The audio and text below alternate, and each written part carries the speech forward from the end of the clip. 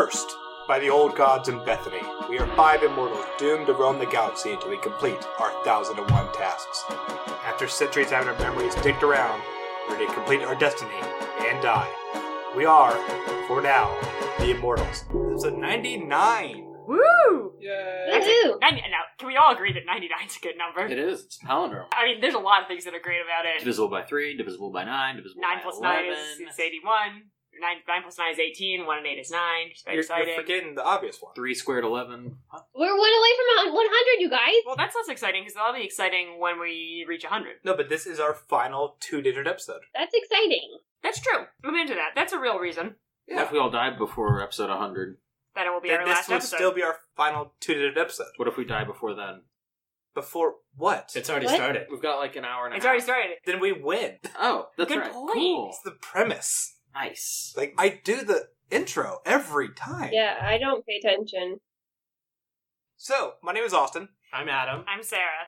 I'm Lee. And I'm Pedro. We are the Immortals. We are here to review the 1001 movies, albums, food, songs, children's books, and TV shows that you must consume before you die. We are currently flying through space in a spaceship that Pedro made, as we try to avoid Bethany, who keeps threatening to harm us, and try to find those old gods she imprisoned, see maybe if they're going to help us out. Meanwhile, we're just no closer. For the past couple months, it feels like we've been here in space. Pedro, how's the state of our ship? Fine. We have a pretty decent diet of just protein, beer. Yeah. For me, at least. A lot of meat. You know, it's a good test. This whole, like, curse doesn't end our mortality. Maybe this will kill us. But, anywho. Last week, Marion, the AI that Pedro built, gave us the assigned number of 333. What a great number. Sure. It is. Sure. I didn't build her. I thought I did, but turns out I just captured the spirits in the computer. Ooh. Yeah, she explained that, like, a month or two ago. Yeah. But I think that was, like, more of an example of creation in the eyes of an intelligent artificial being. I don't think that was an actual, like, ghost-busting. No, but literally now she is trapped. Yes. I meant there's the creation of an AI. Debatable. Fine. It's fine. We're good. Episode 99, today's episode, which is all about the 333... Also a great number. Oh, fuck you said guys. Sorry. 333rd entries in all those books, which are the following. The movie is North by Northwest. The album is Young Americans by David Bowie. The food is Paski Sir. The song is Theme from Shaft by Isaac Hayes. Can you dig it? The children's book is Oh the Places You'll Go by Dr. Seuss. And the TV show is Farmer Wants a Wife. But first, we got a little bit of old business, new Henges. Marion took a while to put this book together, but she did it. It's a children's book we skipped a couple weeks ago, which is what? It's the book about Moomin, Mimble, and Little My by Tove Jansson. Now that seems quite familiar. Yes, we actually read a book by Tove Jansson a while ago.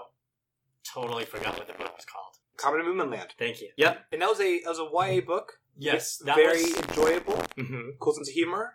We learned from a nice listener that we should stop calling them hippos. They are Moomins. I believe Lee was also pretty adamant about that. No, I think they're hippos, but I've never read Moomins. It's a thing. They're just really They make, cute. like another Moomin movie. I saw that. Yeah. If our listeners would like to go back and listen to our other review of a Tove Jansson book, that was episode 78. Nice. I thought it was more recent than that. Me too. Time is stupid.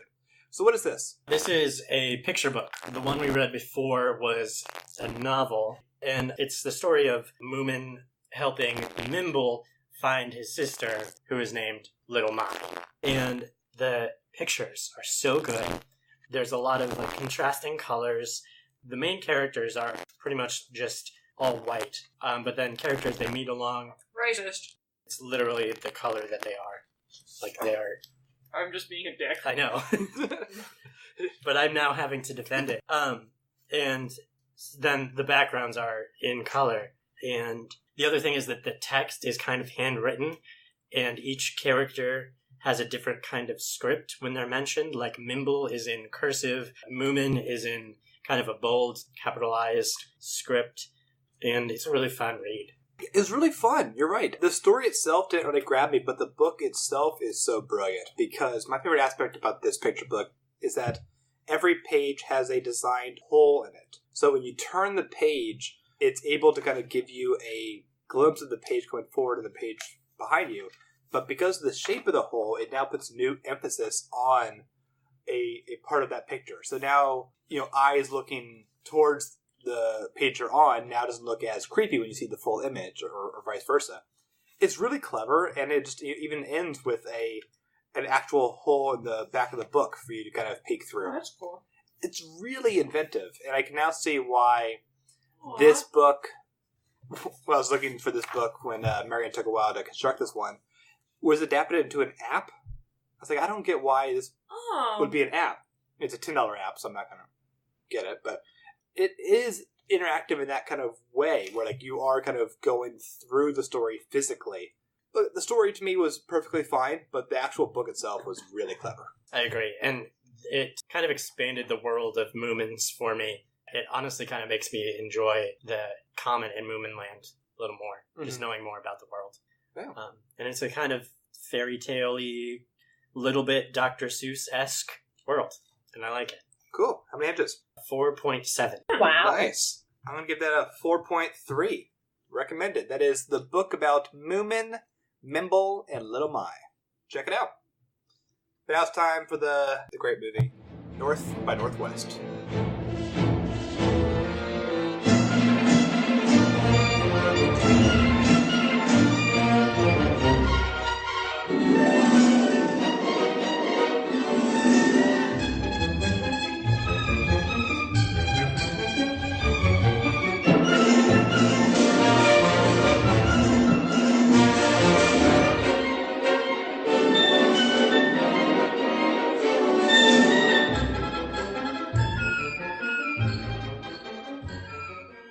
North by Northwest is a film directed by Alfred Hitchcock. It came out in 1959. It is another collaboration he had with Cary Grant.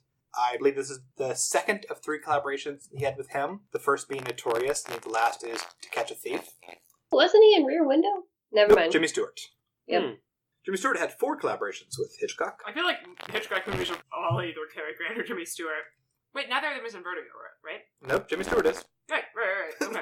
Neither of them is in The Birds. Or Eve Marie Saint is. Right, but not either of them. Right. And neither of them is in Psycho. That's true. He did make like 50 films. I mean, right, but it is striking how many of them have the same actors in them. Yes. Anyhow, this movie is awesome. I think that there are better films that Hitchcock made, but I think this is the best Hitchcock film, because when you think about the tropes and the successes of Hitchcock as a filmmaker, it's just this. It has his wrong man elements, which you see in 39 Steps or Saboteur or The Wrong Man. This one's the silliest case, because it's just this guy, the mama's boy, who he put his hand up in the restaurant at the wrong time. Now spies think he's a U.S. spy, and they try to kill him immediately. He's just a dude.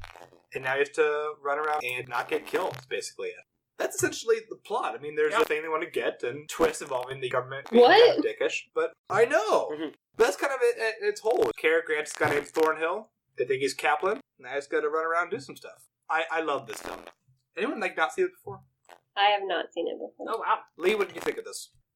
Visually, it is absolutely stunning. This movie is amazingly beautiful, and you can really tell that Hitchcock crafted these shots. There are a lot of times that people they throw up a shot and it's a shot, whatever. He crafted these shots. He wanted specific things to look a certain way, and they're very geometric in a way that I feel like it really is evocative of the time period.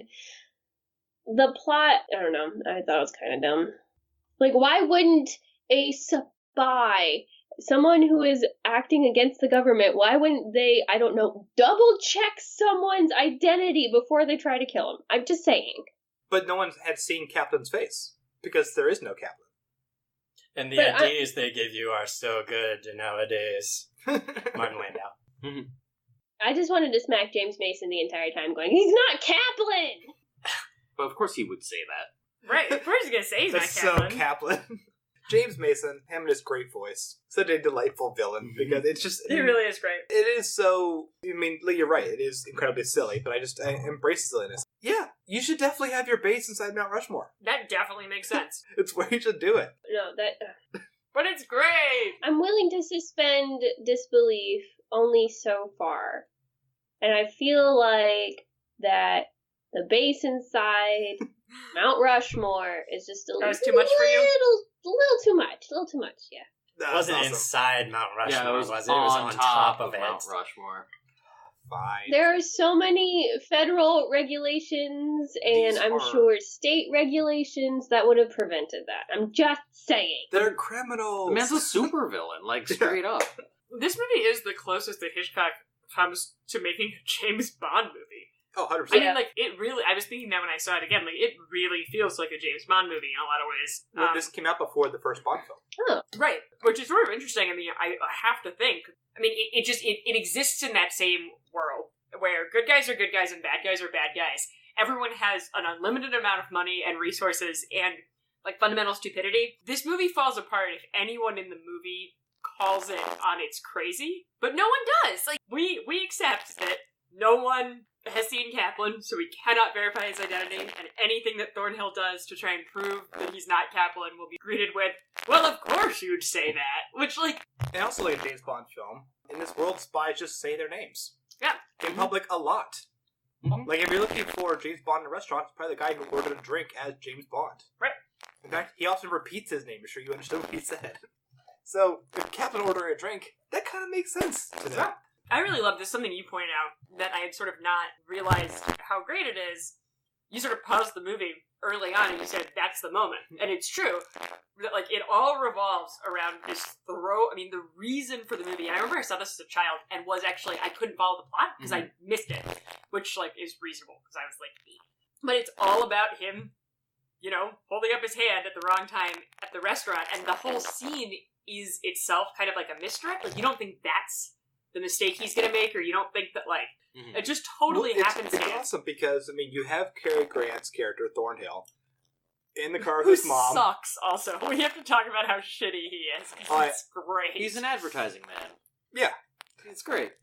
So, he is someone he's with his mom in the car, he's talking to his mom about some boring stuff. There is, she left for, I can't make the call here because she won't be there, I need to get a hold of her. It's super boring. Yeah. And he's now, like, with some clients, he's still talking about his mom in this phone call. Meanwhile, true, like, in the background, like, Hitchcock doesn't even put him in focus. You have the bellboy of sorts kind of looking at the restaurant going, like, Kaplan? He goes, I'm just going to make a call. And like, he just kind of snaps his fingers to get that guy. And the movie just kind of, like, pushes the camera towards two guys we've never seen before. Go, all right, that's him. That's the plot. The whole plot is because he snapped his fingers to start a new thing with the bellboy, but he probably answering Kaplan. And even with a push of a camera that to these thugs, it still feels subtle because it just... Hitchcock works much like Spielberg, where the camera just such organically moves in a fun direction. It's never just a simple, like, back and forth cuts. It is a vibrant thing, and it's also great because no one in the film learns that was the moment. No. So it wasn't like Thornhill going like, oh, I get it, I did. No. No one, at no point is Thornhill aware of how on earth he has ended up in this situation. Which makes it even more confusing when he's being interrogated. Right. Did you guys like the tone of this? Did the silliness versus Bond world work for you guys, Adam and Pedro? Yes. Yeah, absolutely. It was... No, I forgot how much I loved this movie. I'd only seen it once before. But it's amazing. I love the soundtrack. I love every single shot. The soundtrack's phenomenal. It's The like soundtrack is so good. it's a perfect soundtrack. It's just... This is a wonderful film. It's all about sex. Yeah. Let's do that to talk more about Thornhill as a character and Eva Marie Saint as a character. This film is delightfully sexual in a number of winking ways, but part of the reason, like... In non-winking ways. Yeah. It's true. Yeah. But I think it's kind of great because even though we now, like, there are some twists and double twists about Eva Marie Saint's characters as the femme fatale sorts, she is so, I think, in my mind, like, wonderfully sex positive. That, she just, the whole seduction is her almost holding his hand to seduce her. Like, because Thornhill's super lame. No, he's awesome. No, he's not. well, he had two wives previously who left him because he was boring. But it doesn't matter. Look at him. He's so suave. In this. He says all the right things. Eventually. He lights her cigarette so well. I don't She know. helps him. I don't know, though. Like, if you look at his hands in other scenes, he just has them up kind of like a T-Rex a lot. Yeah. I don't think it's suave at I all. was looking at his face. Sure. Well, sure. I mean, even with his face, he has the great moment when he has to shave. The only razor he has is her, like, razor for her legs. It's so small. I didn't even know they made razor blades tiny enough It's to go so in there. tiny. Like, it's next to this guy with the straight razors going... It's taking Cary Grant and making him the least masculine possible, but he still ends up being a masculine hero because the world's requiring him to be Kaplan. Right. But every one success he has isn't because of some great fight. It's him being a fucking asshole at the auction. My favorite scenes. Oh, was that's smart. such a great scene. Where he's just like, he's backed into a corner, so the way out is to piss off the establishment to get kicked out of the auction. Well, to have the police get him, because he'll be safe. Well, and that's what's fun about the movie. It is that, right? That, like, Thornhill sucks, but he rises to an occasion and sort of becomes this suave-ish spy character out of necessity, and then that's sort of where he ends, I think. But it feels more subtle and more real than, like, I don't know, Paul Blart Mall Cop, you know? Oh, obviously. Also, more subtle than Paul Blart Say it right. Paul Blart Mall Cop. Paul Blart Mall Cop. You always get Blart right. I always want to say mob cart. Don't be ridiculous. But it's yes, Mount Rushmore is a silly location for a finale, but it's just But it's Hitchcock great. upping himself because he had a previous film, I think in the 40s, which ended on the Statue of Liberty. Like he was running out of locales to do the big fight at the end, and Rushmore to dangle off the side of Mount Rushmore is awesome. Right. Was it fake when they had the scene from the top of the UN building and you see him running out? Well, I think that there was a wide shot of the outside of the building where Cary Grant walks in, and I think I heard somewhere that was they did that without permission. Oh. And you can kind of tell that there's one guy who's walking down the stairs, and he looks at Cary Grant, kind of does a double take, and I think that guy is actually thinking, "Holy shit, is that Cary Grant?" I think we have to end the discussion with a second most iconic moment in Hitchcock's entire career after the Psycho shower scene, which is the crop duster. So great. Yes, super convoluted way to kill somebody. Yeah, Yes, like, It why? is the best It's thing in the the world. best. It is. It's pretty awesome. Well, and what I love about that scene is that there's the guy who's just randomly there, who's like, by the way, that crop duster's dusting crops that aren't there. Like, Yep. and so there's this period where Thornhill is like, well, that's a weird thing that's happening in my life, and then gets chased by a plane. And it's great. That almost happened to me. I was What? working in the cornfields and the duster cropped the wrong field, and it happened to be the plot right next to us. So we had to leave, and they had to call the farmer and call the duster and figure out what he sprayed exactly, and if it was bad for us, that sort of thing. So yeah, it is kind of scary when you see a plane coming down real close, and it was cool though. Did they shoot at you? No. I wish. Time for Hinges. North by Northwest, what do we say? I'm going to give it a 4.6. I love this movie, but one thing I didn't get to say was it's not Vertigo or Psycho or any of the other ones that sort of hit you deep. It's just a really good one. 4.5. I really liked it, so I'm going to give it a 4.8. I really liked it, so I'm going to give it a 4.6. All right. Whoa. Late? I liked it a little bit. I'll give it a 4.25. All right. Excellent. That is North by Northwest by Alfred Hitchcock. Now it's time for another one of those Brits that America just pretends to claim as our own. Who we listen to this week? We listened to Young Americans by David Bowie.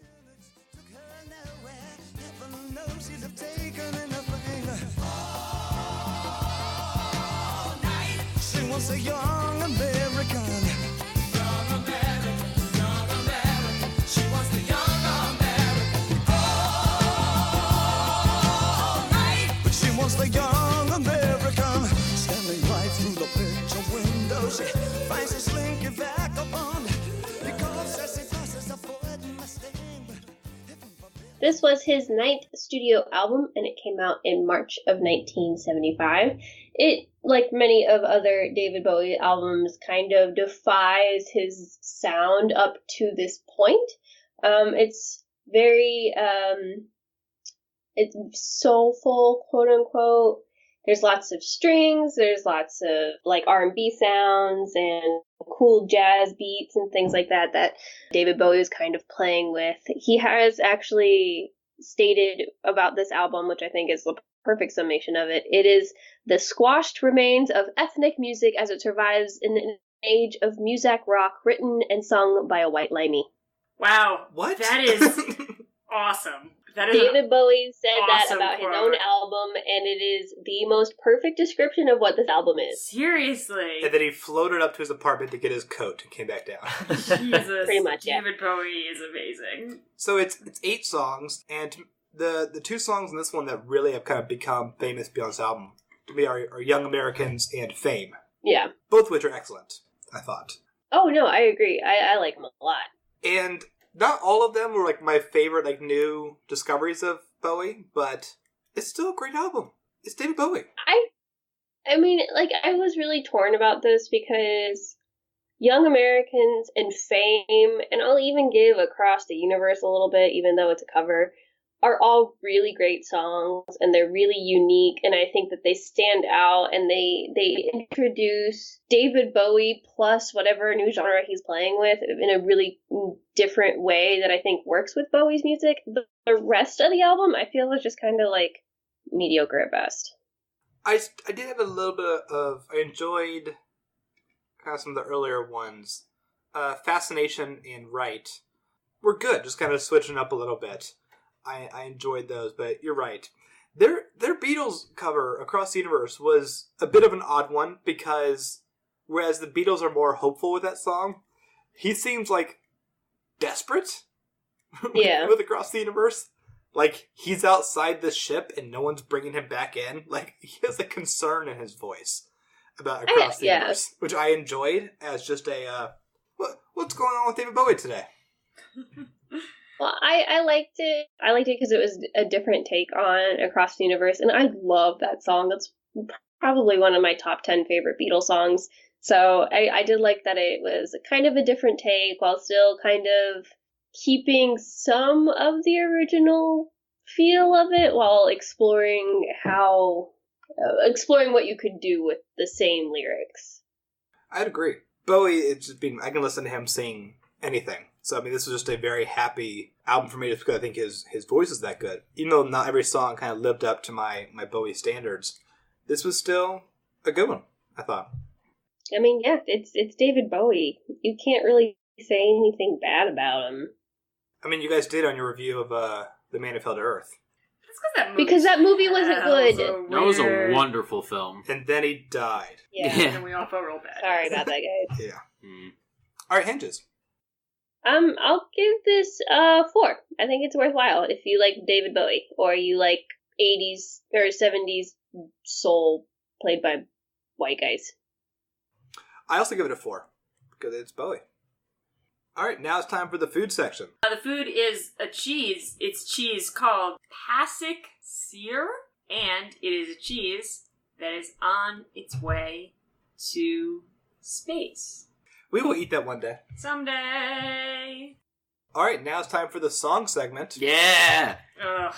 Yes. Pedro, Yes. we just got out of our heads. Yes. What did we listen to this week? The theme from Shaft by Isaac Hayes.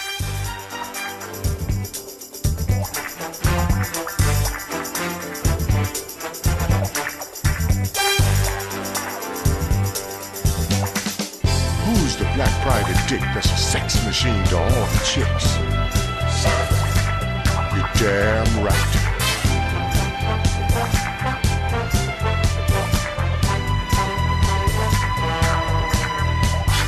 Who is the man that would risk his neck for his brother, man? Can you dig it? As Austin alluded to, we've already been over this, but the theme from Shaft... the theme from Shaft is the theme from the film Shaft, as appeared on the album soundtrack, or whatever it was called, just Shaft. Shaft. I had not listened to the album at that time. I still have not, but I bought it because I wanted to hear this song. And I loved it because it's the theme from Shaft. I've never seen Shaft. Wait, you heard the whole album? No. Come on. So close to an old Why would business to anyone Henges. do that? I bought it on a whim that I would like the first song enough that I would buy the album anyway, so I just I love that you did this, but You know the theme from Shaft, though, right? I mean, Like, prior to Kinda. this. I've never seen Shaft either, but I know the theme song. it just sounds very, like, stereotypically funky, whatever you call it, hip-hoppy, but that's because it kind of, I don't know, it didn't, like, begin it, but, you know, it's got all the classic hits. It's got that 16th note hi-hat opening, and then the guitars and the wah-wahs, and then awesome words. And, yeah. It's a little weird that it's on the... Actually, no, it's not that weird that it's on this list, because no, it should be on this list. This is a list Yes. that it makes sense for it to be on. It reached, number 2 on some chart. I know number 1 on Billboard Hot 100. Oscar winning the following year for Best Original Song. A bunch of other stuff. I hope we're reviewing the film next week. Oh my god. Yeah, that'd be awesome, actually. No. I'd be really excited about that. It's hilarious that we like. I've already seen the movie, so I got that Mhm. that point. But we're now approaching the second review revolving around the film Shaft, and we still I have haven't never watched the seen movie. Shaft yet. Mhm. I even brought it on the spaceship. I brought my whole Blu-ray collection. Let's see. Isaac Hayes was the first African American to win Best Original Song. The first recipient of not actor, I think. First recipient award to both write and perform the winning song. So that's cool. Yeah. It's just a lot of fun. I was bored on the ship the past week, and I just beat the South Park video game, Stick of Truth. And you know about Isaac Hayes in South Park, right? No. Well, he was Yeah. Chef. The Oh character. shit, really? But then they got Yes. into a fight, the creators and him, because he didn't like how they mocked his religion, Scientology. That's Ah. right. So they decided to murder off his character in the most violent way imaginable, then mock Scientology endlessly. In probably their most famous episode of all time. Yeah, up there, for Mhm. sure. Yeah, so it was kind of funny to have his character reappear as a Nazi zombie using just Yes. old audio clips of the show. Yeah. They were purposely not as good audio. Just to let you know, he's still not wanting to come back here. That's kind of delightful. He's he agreed to score the film if the director would allow him to audition for the role of Shaft. He couldn't get the audition, but he decided to do the score anyway. Ooh, that's bad negotiation. Right? Mm-hmm. He's not good at deals. But the guy is great as Shaft, though. I'm sure he is. Yeah. 'Cause You all he's- should see he's- Shaft. He's Shaft. But, yeah, I mean, I don't know. I don't know what else to say about this, because it's the theme from Shaft, and we've already been over it. But it's the best. I think I told this story when we did the album review, I think like a month ago. But like one time Pedro and I were going to go see a movie, and we were late for the movie, but that song was on the radio. And we stayed and finished the end of the song theme from Shaft, That's funny. and then ran inside the Regal. Makes a lot of sense to I me. Because- barely remember that. It is just like there are certain musical tracks attributed to film characters of just how cool they are. I mean, the Imperial March for Vader is really like, wow, this is Mhm. a presence on screen. Perhaps the Raiders theme for Indiana Jones. Yeah. But too much. Definitely. This is not only just like the best way to introduce Shaft, but to introduce anyone who is this level of awesome. Like, Yeah. in fact, like, while Vader and Indy had their costumes and like the cinematography to help back up how cool they are, you don't need that. This song is that good that Mhm. you're not waiting for the character to back up how good this song is. And introduce Well, yeah, it. they need the character to introduce the person. Yeah. Which is cool, because then it frees up the film to just start at the good stuff. Yeah. Apparently, they parodied the song on Sesame Street called Cookie Disco, I'm into that. about the Cookie Monster who was dressed as Isaac Hayes and who ended up eating the set. If you want to hear our thoughts on the whole album, check out episode It 91. was in this 10. Yep. Oh, wow. So it's within, yeah. That's really funny. Yeah, like 2 months ago That's we reviewed really the stupid funny. album. The rest of the album is fine. I think I gave it like it was fine, but it's basically just a way to listen to the theme from Shaft. Oh! Which you can also do by listening to the theme of Shaft. Also, watch Shaft, guys. Alright, I'll henge this. Do it. 4. How dare How dare you? It's not the best thing in the world. Yeah, Yes, it fucking is! It's fine. It's a 4. It's fine. It's a lot of fun. No. It's a 4.8 and you're all wrong. Okay. Lee? It's a 4. Oh, Jesus Christ, guys. Now we have to watch Shaft in Africa till you guys understand. I think You that's never called listened to it, Shaftrica? Adam? No. Well, I have in my lifetime, but not recently, no. Not even, 2 months ago? Does that count? Nope. He didn't I didn't do that either. Okay. I am a lump. But maybe what you need is some travel. Transition. Go on. Where do you want to go, Adam? Places. What could one read in order to be inspired to do such a thing? Oh, The Places You'll Go by Dr. Seuss. And if you haven't read this before, then you're in You good never company. 'Cause this was graduated. my first time reading it. This is your first time reading it? Yeah, I've never read it. You before. never graduated from high school? Ever? Yeah, This but was- I have cool friends who give me cool presents. Oh, I never read it either. I'm just kidding. This was my first time that I remembered reading it. This is weird. I Right? agree. No, I never got this book as a gift. We never. That's weird. I feel like it's, iconic. I mean, not only as a gift, but I would also have teachers go morale is low and not plan listen. I'm going to read this book today Oh, and wow. inspire you, even though you're all older than you should be right now. Mm. I've had that a few times. This is just a go-to, inspirational book. And is it a good one for that? Well, yeah, I enjoy it. It's a fun ride. It's about life pretty blatantly. About It is nothing. It's just a lesson. yeah, essentially, and it's pretty motivational. It's not afraid to go into some darker places of things that you'll encounter on your journey through life. But it's if you've read Dr. Seuss before, you'll get an idea of the tone and the artistry and rhyming rhythm. Thank you. The rhyming rhythm and The rhyming rhythm. The rhyming rhythm rhyme. yeah. So it's in second person, and I think that this might be one of our first in second person. So that's cool. Yeah, I think you should read it, but it's not going to change my life now that I'm super old. This book makes me mad. Makes you mad? Yeah, it's a lie. No, Oh, it's not. boy. So let me preface this by saying I have something called seasonal affective disorder, and it is currently, although we are in space, the end of October. So I might be a little pessimistic about life right It is now. the beginning But of November. let's be It's the clear. beginning of November. But let's be clear. This book is a lie.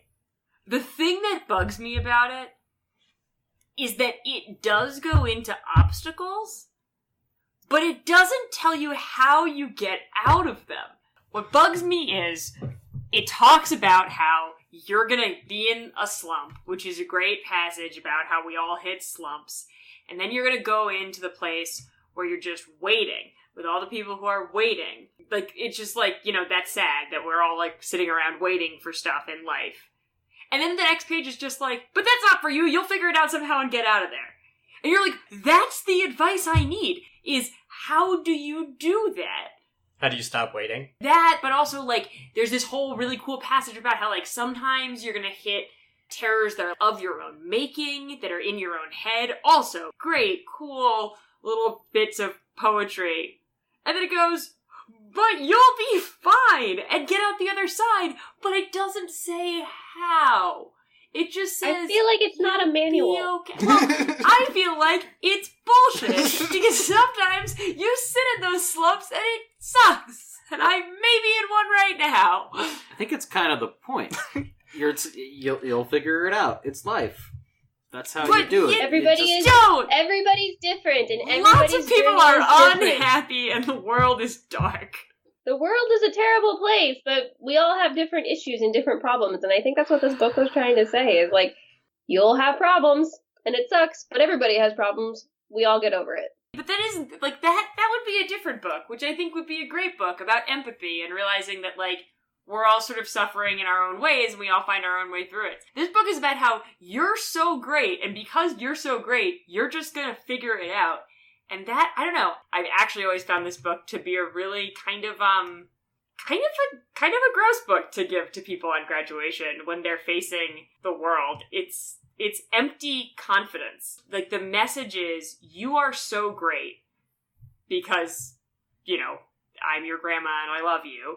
You're so great that you will be able to just get through and achieve amazing, wonderful things and be on TV. And I does say maybe you won't be on TV, but you're going to be like completely amazing. And I think that isn't life.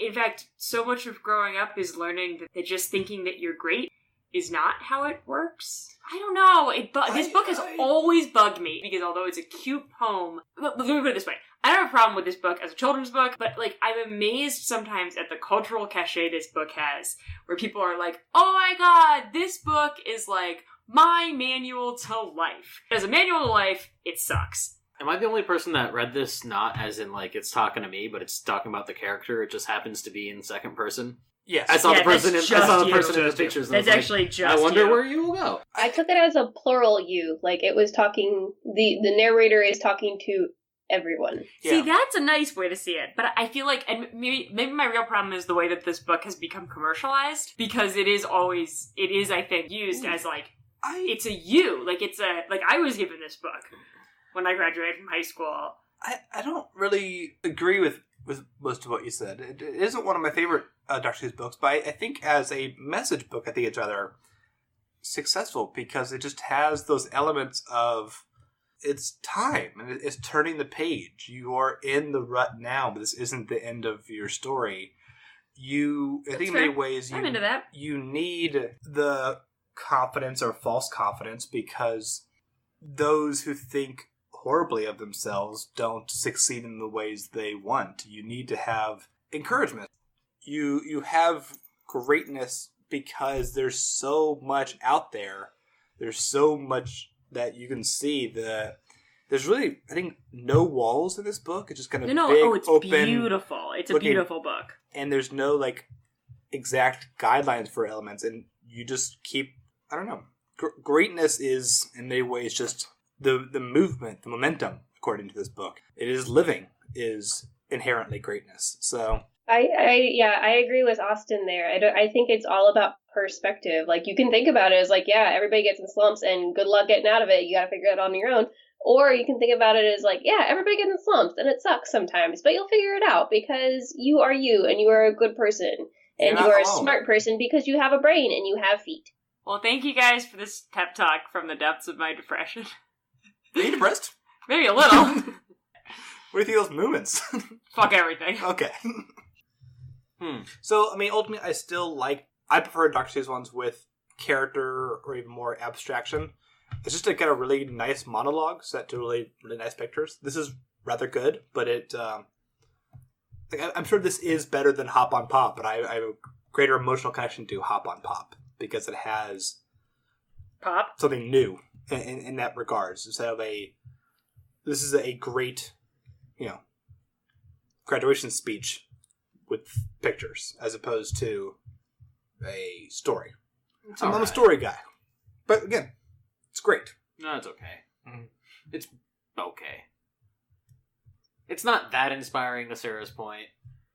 I don't read it as it talking to me. Well, I think you should read it again because I think you missed them directly I did. to you. I thought about it. I was like, I wonder if this would be like directed, but I just didn't like reading it that way because there was no real point. I think this is actually kind of leaning on Sarah more. Yup. There was no real point to thinking of it as talking to me because I'm not walking through all these things. I'm not carting a mountain away on a weird contraption of wheels. Wait, are we at episode 99? You're learning what a metaphor is? It's a metaphor. I don't care. It didn't hit deep or strong enough for me to care. If it's really about me, why did they write Pedro on it? Yeah. You never find in it's your about life. me. All the places you'll go. It's about me. Why is he happy? Pedro.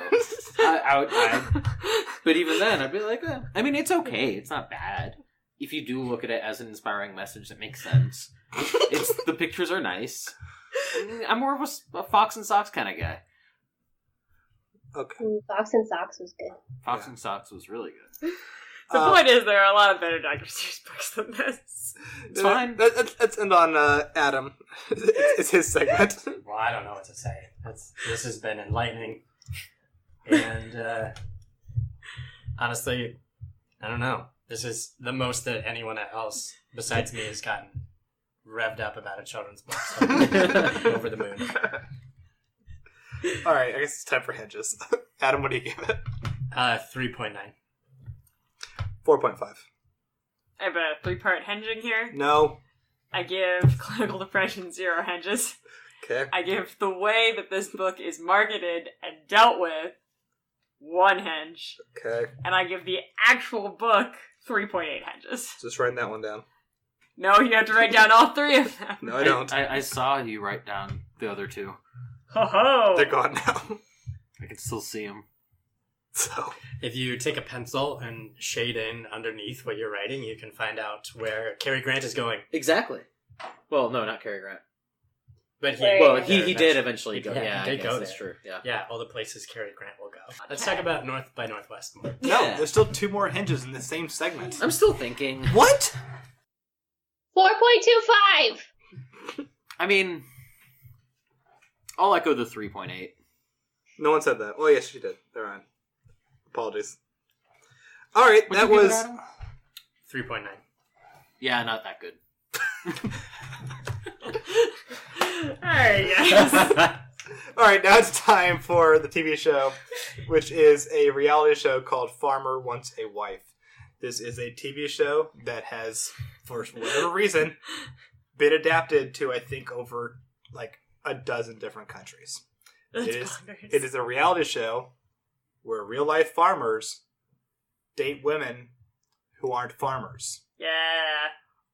I mean, Sexy it farmers. was in like German and Austria. The most popular versions were in Australia and the UK. It was on the CW for like a half second. It looks like it is a show.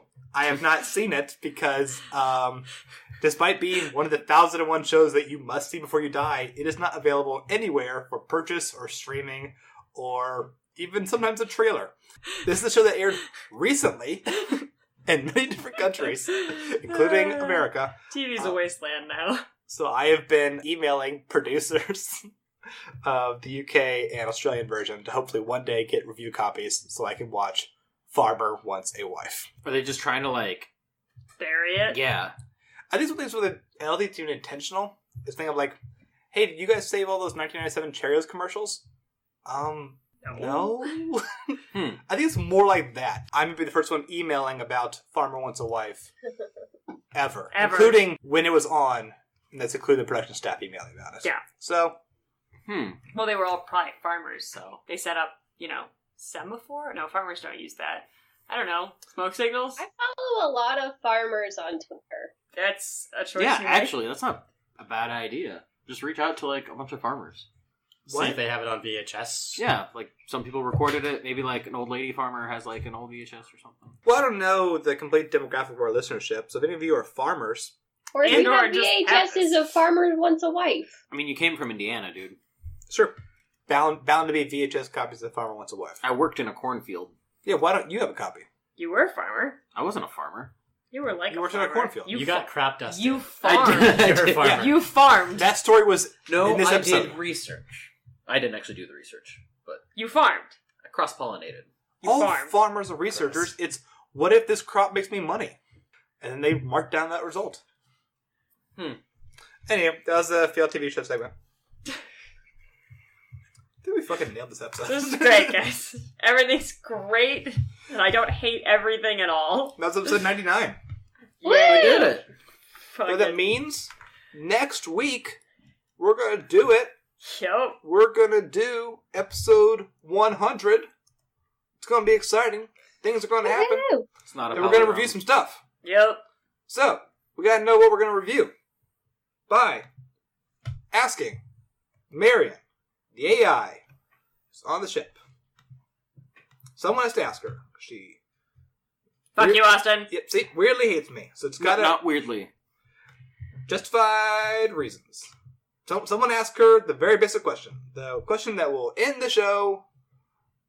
Just gotta... What number are we doing for our 100th episode, Marion? I don't fucking know. Yes. Cool. Nope, you got... Think of something. If you like. Alright, you sleep now. Adam, do you want to pick a number? Yes, I do. That would be great. comparatively. Since you like palindromes so much. I love palindromes. They're so great. 8 to 58. Hey, cool. That's a good I'm into that. palindrome. All right, see what we got here. Oh, the movie is The Lion King.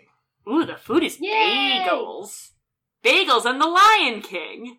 Perfect. Just a bagel. Ooh, we got some Spice Girls. Spice up your life. Ha, that's awesome. I'm kind of excited. Obviously, Mel B, best known for host of America's Got Talent. Oh, you're ridiculous.